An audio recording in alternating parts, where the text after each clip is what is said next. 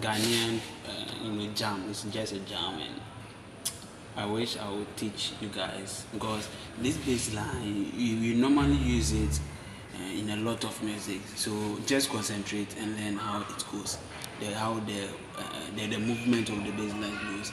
You use it in praises.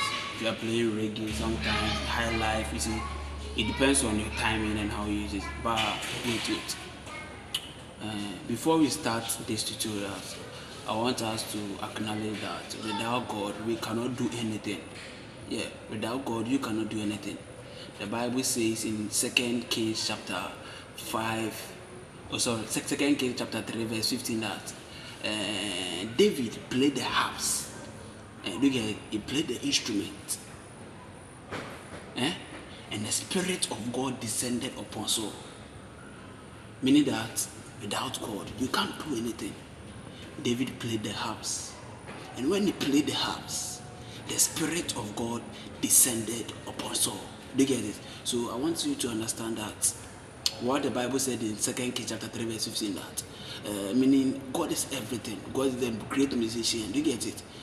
Which if you bow under him, you're gonna get a lot of things. You're gonna understand a lot of concepts. Do you get it? So I want you to understand that God is the fountain and provider of everything. Do you get it?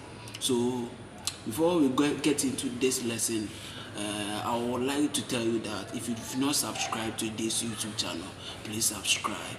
How I was playing, you see, subscribe so that you get notified anytime I upload content, nice content like this. Do you get it? Thank you very much. God bless you for doing that. So the bass line I was playing was not difficult.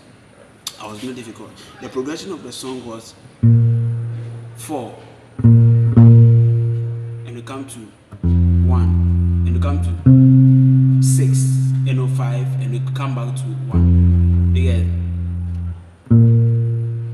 Fa,